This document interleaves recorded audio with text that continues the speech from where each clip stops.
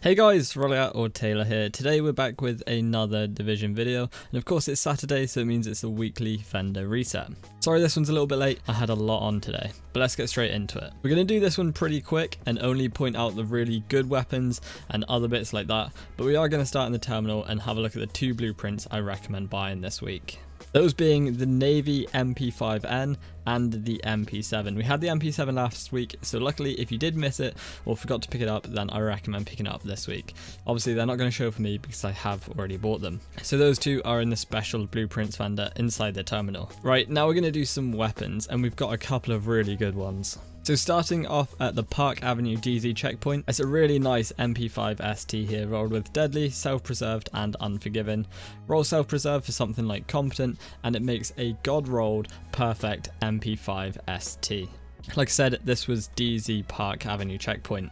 In the Meat Locker safe house, you need to buy this. It's a God-rolled M700 carbon rolled with Deadly, Prepared, and obviously elevated in the free slot. I'd highly recommend rolling something like Competent or even Brutal here to make it an even better M700 carbon. It's also got a really high damage roll as well, so it's not going to take much optimization. Like I said, this was in the Meat Locker safe house.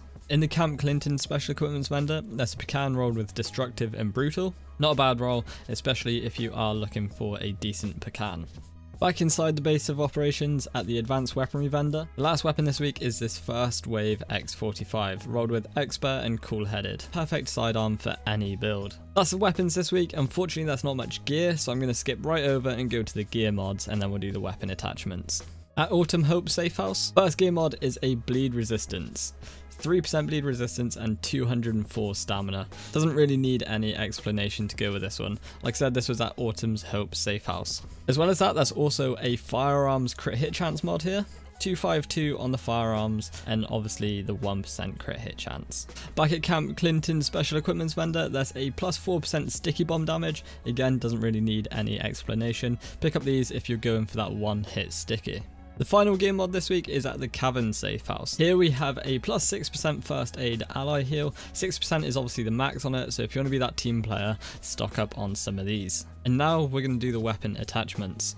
So in the Grindhouse Safe House, this is the only one really this week I'd highly recommend buying. It's a max God Roll extended magazine, 120.5% magazine size, 3% crit hit chance and 4% crit hit damage. All max rolls on this. Buy as many as you can and replace your current extended magazines. Like I said, this was in the Grindhouse Safe House. Finally, the last weapon attachment and the last item I'm going to be showing off this week is this Loud Vent Brake. Pretty good for SMGs. It's got 17% crit hit damage, 2.5% crit hit chance, and 5.5% headshot damage. Guys, I'm sorry it was such a short one, and I'm sorry it's so late. Hopefully you can forgive me. Next week, I'm hopefully going to have a few more videos up. I was pretty inactive the last week or so, and I don't want to be doing that. So anyway, guys, thank you so much for watching today. If you enjoyed this video, then let me know either by leaving a comment or by clicking that like button.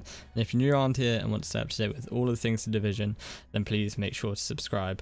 As always, thank you so much for watching, and I'll see you all soon.